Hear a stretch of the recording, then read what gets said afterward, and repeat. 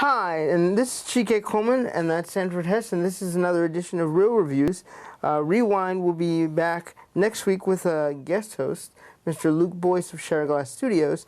This week, however, we're going to tackle two fairly new releases, one of which is The Death of Stalin, and the other is Disobedience.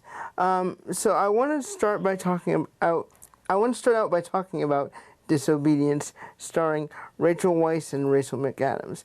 The premise of this is fairly simple. I don't really find it that convoluted. You have a woman who is out of the Orthodox Jewish community whose father passes away, and she has to go to basically the funeral. We can just call it that. It's basically a life ceremony for her father, and she has not been part of the community for some time, and she comes back and is of course ostracized because they want her to follow Orthodox Jewish values in terms of what they would have wanted for her life, which is exactly the opposite of what she wants for her life.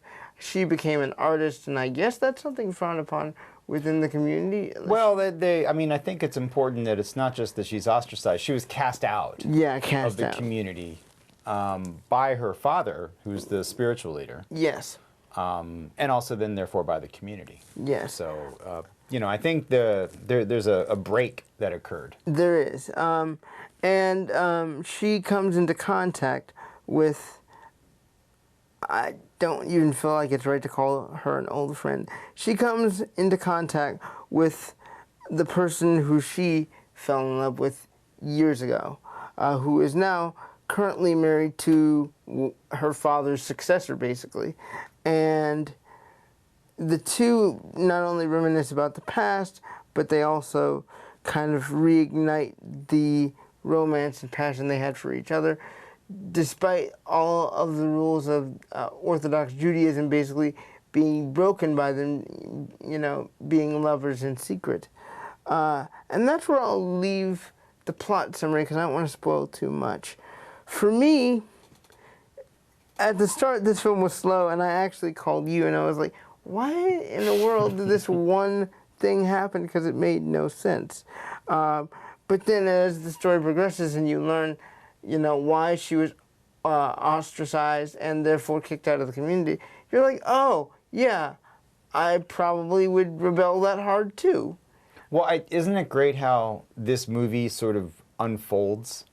You know, you learn more and more as the movie goes along of sort of the background story. I love that they don't just, you know, sort of lay it all out there, have one, you know, character sort of do an exposition where they state the whole thing. It was such a nice change from some of the movies we've watched recently. Yeah. The pace was actually kind of a pleasure, I thought. The pace for me wasn't exactly a pleasure. Okay. But for me, I enjoyed the idea that it was all about the dialogue. If you listen carefully, you pick up on every single tumultuous thing that's happened between these characters and why it's significant to them.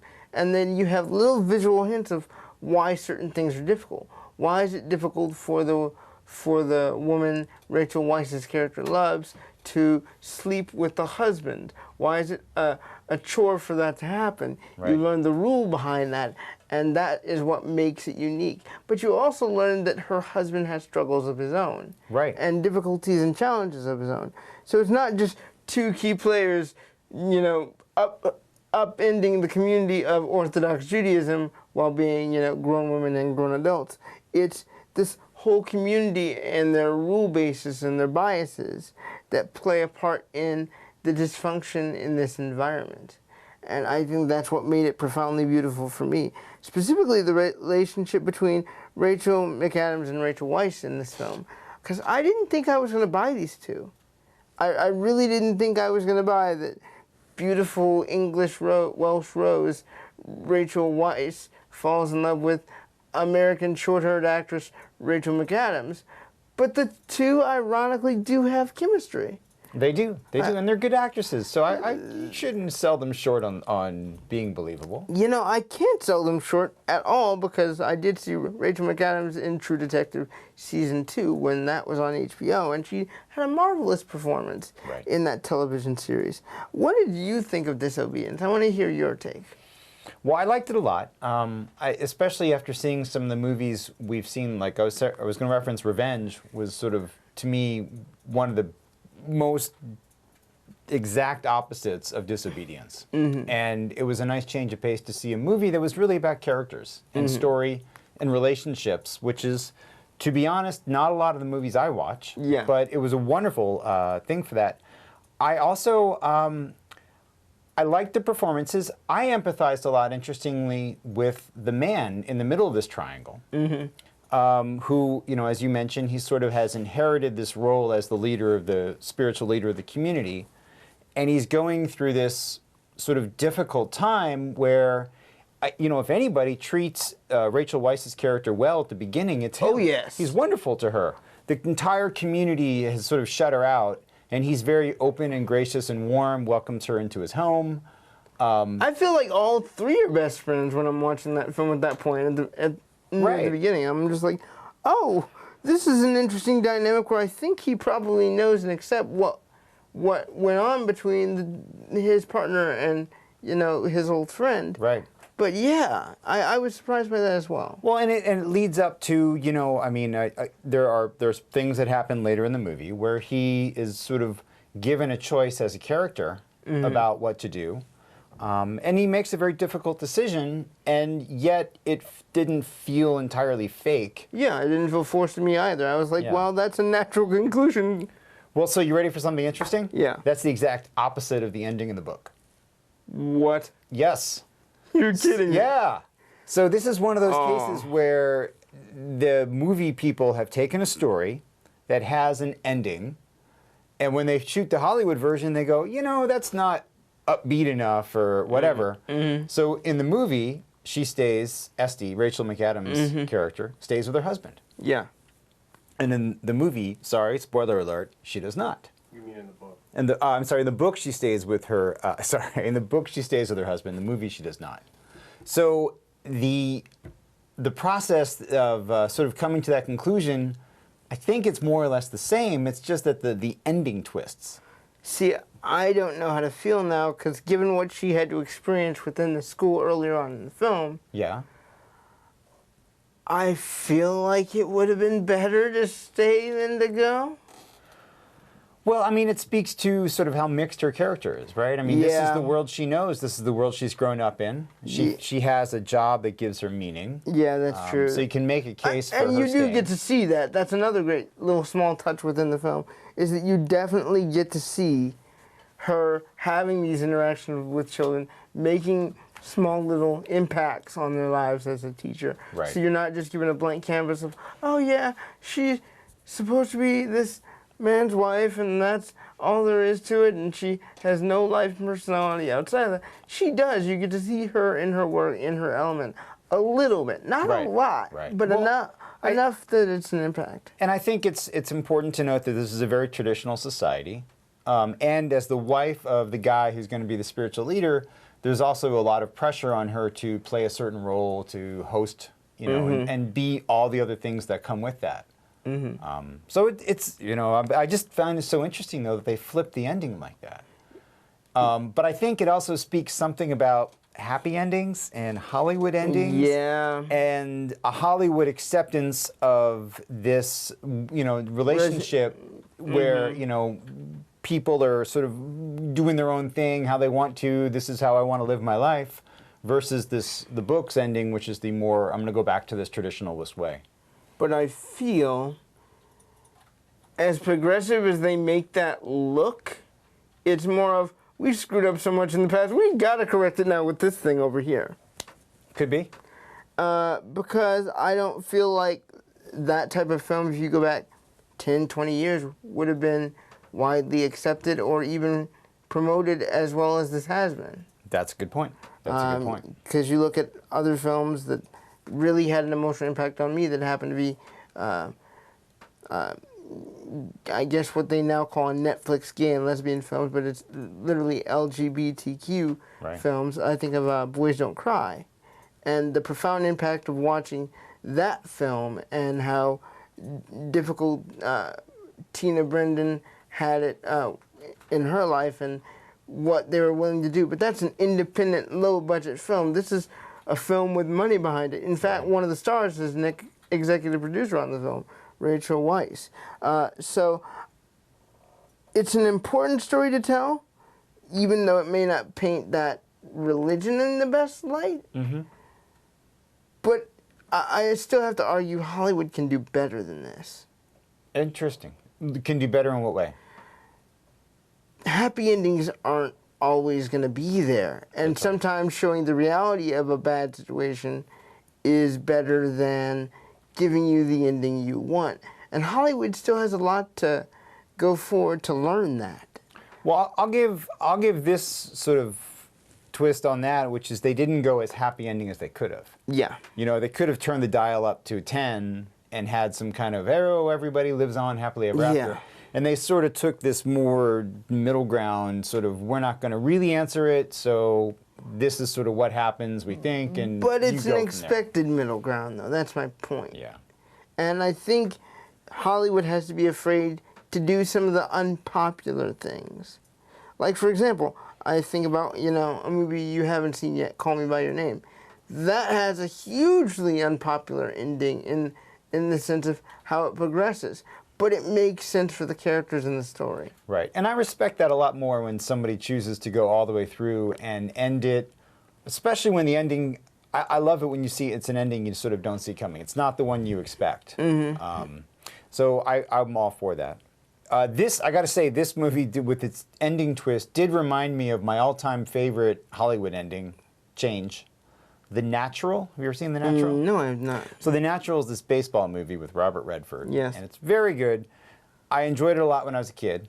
And the movie, I'm going to give a little bit of a spoiler here. The movie ends with him, you know, hitting a big home run in the end of the game and everything happy. Mm-hmm. And later in my life, I read the book that it was based from, got to the last page of the book, and his character strikes out. So I was like, wow, that is a change. You know, I mean, that's about as diametrically opposed as you can get. Mm-hmm. And while Disobedience didn't quite go that far, it reminded me a lot of that, like, whoa, okay, that's different. Mm-hmm. I liked it a lot. I would actually recommend it, despite me being a bit on the fence about the ending now that I saw that I... Sorry. Yeah, thanks for that, Sanford. But I don't blame you, because I think reading the book is as important or even more important than seeing the movie. But to be clear, I didn't read the book. I just Googled it. You Googled, okay. Yeah. It was sort of, I was reading, what was I doing? I was watching something and I didn't know it was a book. And then I was curious about the book and I read a review. And the review sort of indicated the ending. And I was like, wait a minute. And I searched a little bit more and found that. And I was like, whoa, that's different. Yeah. So I'd recommend it too. I think, you know, it's important for people to understand what they're getting into, which is a thoughtful, well-acted movie that can be slow in the first third, but that unfolds interestingly. It unfolds naturally. Yeah. And you kind of disregard the thing that happened at the beginning of the movie because, and this is not a spoiler, at the beginning of the movie, Rachel Weisz's character has a dalliance with someone that we don't ever see again. And you're sitting there wondering, well, why did she do this? And I actually came to a different conclusion than I did with you over the phone. Okay. What'd you come to the conclusion of? It's not that she wanted that action, that intimacy. Yeah. She wanted control. Ooh. The whole movie for me with Rachel Weisz's character is about controlling of her destiny, and breaking out Rachel McAdams' character so that she can have control as well. Don't let them define you, define yourself is basically what I saw the whole film as. Wow. Was that... That's deep. All right. I don't know whether you agree or disagree with that. No, you've opened my eyes to a whole nother interpretation. That's great. But, like, I feel like that's what that stood for. Because if you watch that scene, she has control of virtually the entire situation. Mm-hmm. And if you watch her throughout the entire film, it's all about, I'm not going to let you define who I am. Especially at that dinner table scene. Right. Right. No, that's it. That's a really That's a really good interpretation. And Chike based all that off like 2 seconds of screen time. Yeah, That's it's a really short moment that I was like, wait, why would this happen? yeah. I mean, but you got to question those moments because the director chose to include it. Yeah. The writer wrote it. The director shot it. The editor kept it in. I mean, there's a lot of decisions that go on in including something like that. So then you have to say, well, why? You know. Yeah, and I also feel like it's important to note that Rachel Weisz's character does not want to control Rachel McAdams' character. She just wants her to be free.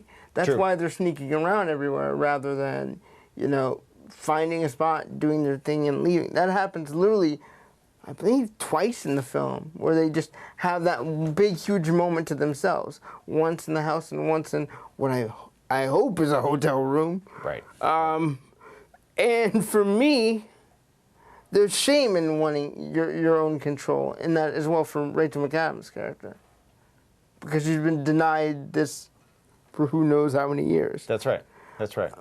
But in the end, to me, it's all about control, and I found that a fascinating takeaway from the film. I'm ready for the second film, which is Death of Stalin, and I know the guy's last name, Iannucci. Okay. Armando Iannucci, I think. He's the director? He's the director of Death of Stalin. You can go ahead and tell the premise. I have a lot of thoughts on this, but I'll let you tell the premise and give your thoughts first. All right. So this movie, I was attracted to this movie because it was advertised as a farce, which we don't see as many of in movies. It has this tone of sort of light comedy. And the story it tells, however, is not light comedy. It's Stalin's death. And at the time of his death, Stalin was surrounded by a small group of sort of sycophants who had responsibilities for different parts of the Soviet Union. And so when he dies, they start interacting in terms of who's going to be the new leader. Yeah. And, this is based on facts. This really did happen. And some of the people who are in the movie are real people who did real things. Yes. But obviously that the script and all the interaction was just made up. Yes. For our amusement. The best parts of this movie, I thought, were just the characters and the dialogue. I love the interplay. I love the fun that they were having. The actors seemed to really be enjoying themselves. I thought that was key. I mean, this was Steve Buscemi had a very different role. And yeah, he did. In a role he liked. I mean, I liked him in it. He was a lot of fun as Khrushchev. Mm-hmm. I didn't buy him as a fat guy. Whatever kind of fat suit he was wearing.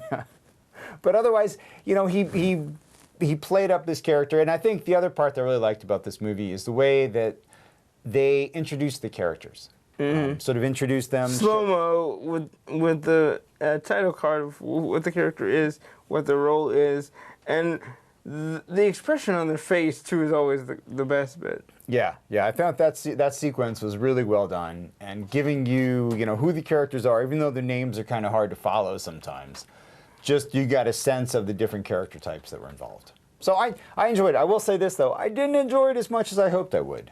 I walked out of the movie with kind of lukewarm feelings, and the part that I didn't enjoy is I felt like there was a lot of wasted time. I felt like if they could have done more or shortened the movie in terms of giving you more more power-packed movie. So this has not happened yet in the history of Raw Reviews, but I'm gonna make a first here. All right. I'm gonna outright tear down this movie because I hated it. Where do I even start? This is a one-joke film. I'm thinking specifically about when you watch the beginning and there's that dialogue of, oh my gosh, Stalin called and he wants to call back in 17 minutes. Wait, is that 17 minutes from now or 17 minutes from when the phone call happened? There's no cohesive, joke that really hits within that. And it's like that throughout the entire movie, where they start a joke, they get to the end of the joke, but it's not really connecting because you're just like, I don't know why I should care. I know Stalin's a bad guy and I buy into all this, but I don't buy into why this is funny or could be funny in any respect. the funniest part of the movie for me is when Stalin reads the note inside the record that he gets that he's asked for, and he dies. That to me is hilarious. Not because of him reading the note and feeling like another lowly peasant that we that's pissed off. It's more of, oh, I'm having a brain hemorrhage. Oh, it's too late for me. Bye. Oh, and I already, had people guarding the door, and I was just like, that's ridiculous, because nobody's going to know for like a whole day and a half. And that to me was funny. And even the immediate reaction of all the sycophants around him when they're discovering the body is great. But everything after that is the worst comedic power struggle I've ever seen in the history of cinema. I don't like any of these characters except for Steve Buscemi. Steve Buscemi in his commentary with his wife is hilarious when they're trying to think up jokes that Stalin would find funny. Everything involving that character and how he's reacting to the situation around the death, or at the time they're thinking of it, the deep injury of Stalin. Right. Is great. But everything else I don't connect with. Because you're not giving me characters I can really root for. Even the ending scene where they take, I forget what the guy's name is, I'm going to say Khrushchev because it's something close to that. The other guy. Yeah. He gets, should we swell? Yeah. No one's going to see it based on your review. True. He gets assassinated because of him being convicted of sex crimes with preteens, I believe. And well, he's been just a horrible person for a long time. Yeah, so. He has been, and they discover it all at the end, and they assassinate him, and then they burn the body, and then, you've got one guy who takes over for Stalin, but the guy who's immediately going to succeed Stalin is eyeing him up in the front row, which that means the cycle's basically going to repeat in some form or another, and I'm like, I couldn't go through another half of this happening again, and it's already an hour and 49 minutes. Right. This should have been shorter. This movie feels like 3 hours when it should have been a solid 70. Agreed. I think they have to be, 70, you're not going to feel like, wow, I didn't get my money's worth. So maybe 75, 80. But you need better jokes, though. You need better things that hit. Nothing lands. Yeah. Well, I think you're absolutely right about sort of the side characters, and you give a great example with that initial scene. It's just kind of like, well, it's necessary to get the plot going. Okay, I mean, the fact that the conductor dies of a heart attack is like, well, that was random. And you look at yourself while you're watching this, well, like looking through the TV or whatever, and you're like, I'm supposed to be laughing here, but it's not really funny, but it's not really sad either. I'm just kind of like, meh. All right. Well, I will say this: the movie made me laugh a couple times. I think my favorite joke was a sick joke. Yeah. There's a scene where there's essentially a purge, and people are being killed. The list. Yeah. The list is great. People are going around being killed. No, this is when there's sort of the crackdown at the end, and then these two guys are going around killing each other, and the last thing is the one turns to the other guy and kills him. I had to bust out laughing just because I was like, what a sort of well thought out visual joke. Yes, but they have very few. What a sick joke. They have very few of those, though. Yeah. The thing that I was thinking about was the list. When they're trying to track down the people that they need to go kill. Yeah, like kill this guy, but have his wife watch, and make sure that person over there sees it too. Right. And then go kill them. Like, that to me is funny. And funny in the way that, I hate to say, but probably not too far off reality. Funny in a sickening way. Yeah. But, like, in the sense that you don't expect that exact dialogue to come out in that way, that made it funny. But there were very few moments like that where you're like, oh, that's stupid clever, because you're not going to think of things going in that way. Or for them to be taking it dead serious and actually doing that. Like, when the first conductor dies and they have to hire the second one, I should feel bad, but I don't. Like, the dude's in his night robe conducting the same freaking symphony they just saw because Stalin wants a recording of it. It should be funny that Stalin wants a recording of something he just heard on the radio. And it should be funny the freak out that the recording engineers have that he wants recording and they didn't record it the first time. So other people have to be dragged in to see. I agree. All of these scenes are ones that they could have made really funny, and they kind of didn't, right? They didn't, and that's what's so troubling for me is I went into this wanting to be laughing till it hurt. Yeah. And I was just like, 30 minutes later. Yes. So, do you recommend this movie? I do not. I cannot. Maybe it would have been better if I saw it with a crowd. You saw. I saw it at the theater. It was a little better just because any comedy is better when other people are laughing too. But yeah, watching this one at home would probably definitely take it down a notch. And that's exactly what I did. And I don't. Yeah. It needs to be seen with a larger crowd, I think, to enjoy it, because I really didn't like it. Maybe that's that guy's humor. But I've heard the show that he actually created, Veep, is hilarious. Yeah. As is the other show he created, The Thick of It, starring, what is his name? The guy who played Doctor Who most recently. Peter Capaldi. There we go. There it is. Yeah, don't see The Death of Stalin by yourself. Get a group of your friends. Sit down on a couch and watch. People who are maybe more history buffs might also get something. Maybe. I don't know. So we're definitely, I mean, I'm lukewarm, you're negative. I'm a hard negative. There we go. It's a real review first. Chike really doesn't like a movie. Well, no, like, I've not liked movies before, but not to this granular level of what were they actually trying to do that they failed at so spectacularly. I should also mention, before we end our show today, that it is Roger Ebert's birthday. As a gift to yourself and gift to those around you, go online, read one review he wrote. I guarantee it'll change the way you look at that movie if you've seen it before. Excellent. Other than that, I will see you next week, where I will be doing a throwback summer review of the 1990 classic Teenage Mutant Ninja Turtles. And we may or may not talk about The Incredibles 2, depending on whether my co-host has seen it. And then you will see Sanford hopefully back here within the week after that. So until then, I'm Chike Coleman, that's Sanford Hess, and we will see you next time.